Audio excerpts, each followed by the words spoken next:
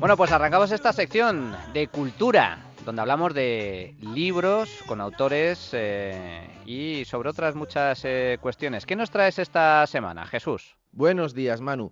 Francamente te reconozco, delante de nuestra magnísima audiencia, que de la historia de Guatemala no tengo ni pajolera idea.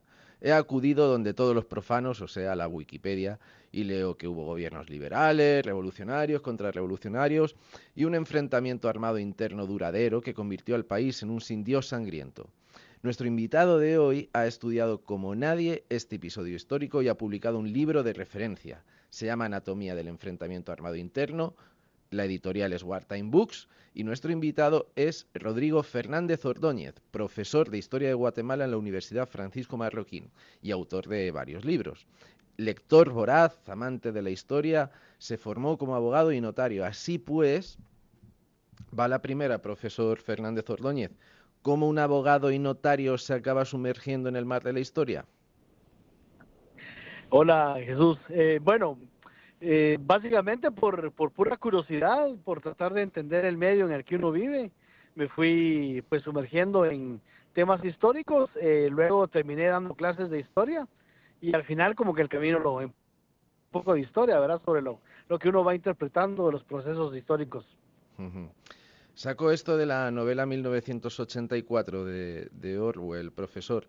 Quien controla el presente controla el pasado, quien controla el pasado controlará el futuro. ¿Tenía razón? Sí, definitivamente. La narrativa dominante, digamos, te va generando toda una dinámica de poder que si uno no entiende realmente lo que pasa, se van asumiendo y adoptando versiones de la historia que no siempre se apegan a la realidad y que te dan explicaciones, digamos, no siempre reales o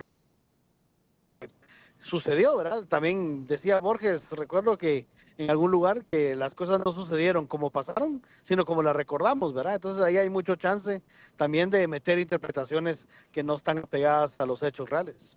¿Y eso cómo reluce o cómo se opaca, mejor dicho, la historia reciente de Guatemala? Bueno, en Guatemala hay una narrativa que trata de descontextualizar todo lo que sucedió, de hechos, de manipular hechos inclusive, para hacer entender procesos históricos que si lo lees y lo meditas bien, tampoco tienen mucho sentido, pero como es una versión dominante, te explican una Guatemala que al final no es la Guatemala real, ¿verdad?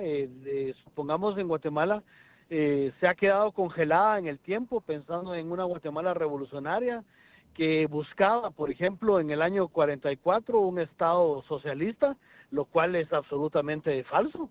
En la revolución del 44, que termina con una de las largas dictaduras en Guatemala, que era el general Jorge Ubico, eh, que termina en una revolución, era una revolución democrática que va derivando en los siguientes años hacia una versión de izquierda totalitaria que termina interrumpiéndose por un proceso violento. Entonces, se sigue alimentando esa narrativa cuando en realidad la historia de Guatemala lo que demuestra es que el guatemalteco es profundamente conservador, miedoso de cambios rápidos y violentos y siempre busca volver paulatina a la evolución. Y por eso es que Guatemala, con mis alumnos, se sorprenden cuando se entiende todo el proceso histórico guatemalteco, que Guatemala avanza, pero de forma muy lenta.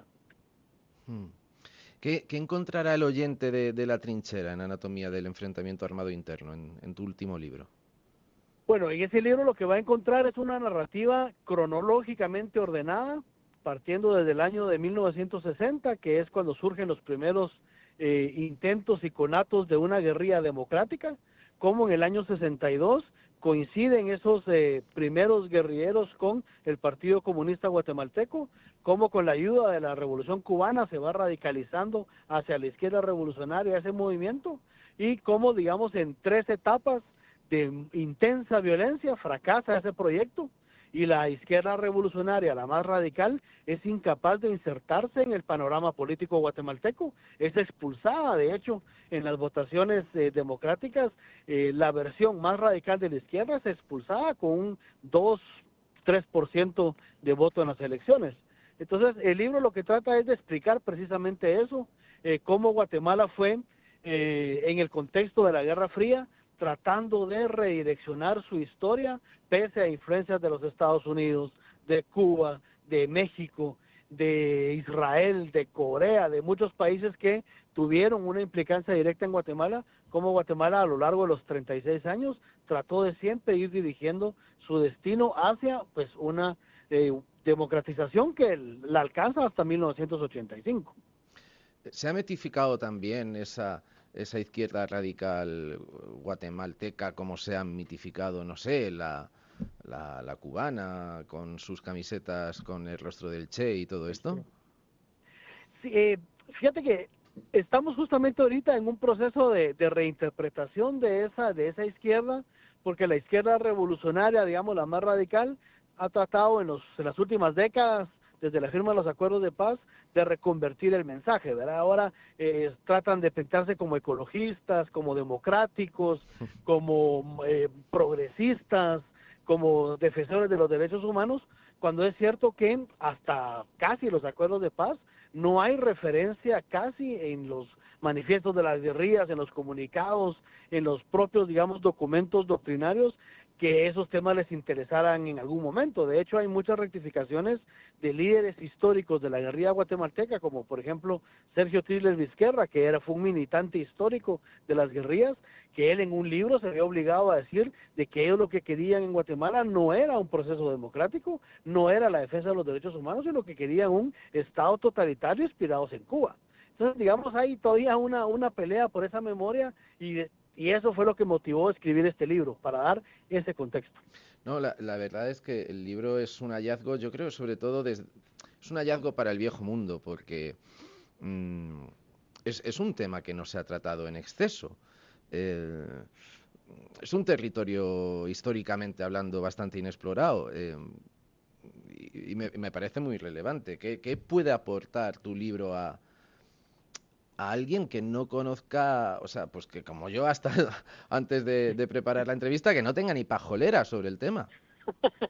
Sí, mira, lo que va a encontrar, digamos, el lector completamente profano es un relato ordenado cronológicamente, digamos, sobre una línea de tiempo, explicado paso por paso lo que pasó. En realidad, yo lo que quería como autor era presentar una historia general del enfrentamiento para que partiendo de esta lectura ya puedas ir buscando pues versiones más especializadas, porque el problema que teníamos en Guatemala es que la bibliografía disponible eran memorias o eran, digamos, momentos históricos, pero aislados y descontextualizados. Nosotros queríamos llenar ese vacío y el libro lo que te plantea es eso. Hay una investigación hemerográfica, todo está soportado en periódicos, revistas, publicaciones, todo de fuentes de primera mano, para que tú como lector te puedas explicar a grandes rasgos todo el desarrollo de 36 años de enfrentamiento para comprender luego, por ejemplo, hechos icónicos como el incendio en la Embajada de España, por ejemplo, ¿verdad? ¿Por qué pasó? ¿Cómo pasó? ¿Cuántas versiones hay? Entonces, lo que planteo yo es una línea de partida para que tú encuentres, digamos, ahí las explicaciones más generales. Rodrigo, permite que nos miremos un poco en el ombligo español. Sí. Cuando tú echas un vistazo por el ecosistema político de nuestro país, ¿qué ves? ¿Qué te parece? Bueno, me parece un momento interesante donde yo lo que veo es que hay una derecha que pareciera que se estaba consolidando, pero ahora se está fragmentando y pareciera que hay, en mi percepción de extranjero, es que hay como un vacío que no sé quién va a llenar, ¿verdad? Es interesante ver ahorita Vox con esos cambios que ha tenido los últimos tan sorpresivos, cómo se va llenando ese vacío, quién se va a quedar desplazado y quién va a lograr, digamos, quedarse con esa cuota de poder. Una cosa que nos dicen mucho cubanos y venezolanos es, venimos del futuro, cuidado. Eh, ¿Estás de acuerdo? Sí, yo creo que el gran peligro que hay es una visión mitificada, digamos, de la bondad de la izquierda, cuando en realidad, digamos, siempre va a tender al totalitarismo y lo que yo veo, digamos, por lo menos en América Latina, es que la izquierda, por, digamos, moderada que se venda, siempre va a tirar hacia la intolerancia. Y eso a mí me preocupa mucho, digamos, en América Latina, y uno va viendo también en España ciertos síntomas de cancelación, de querer controlar el discurso y que si uno cede ante esos impulsos, luego, ¿verdad?, no habrá espacio para quejarse. Pues, profesor Fernando C. Ordóñez, ha sido un verdadero placer. Y Manu, oyentes trinchéricos, todo el mundo a leer Anatomía del enfrentamiento armado interno, de la editorial Wartime Books, del profesor Rodrigo Fernández Ordóñez. Un gusto, Rodrigo. El placer ha sido todo mío. Muchísimas gracias. Que tengas buen día. Pues un auténtico placer, un tema de lo más interesante. Recordamos Anatomía del enfrentamiento armado interno, orígenes de la Guatemala contemporánea, por Rodrigo Fernández Ordóñez. Un auténtico lujazo, Jesús, como siempre, un placer. Hasta la próxima.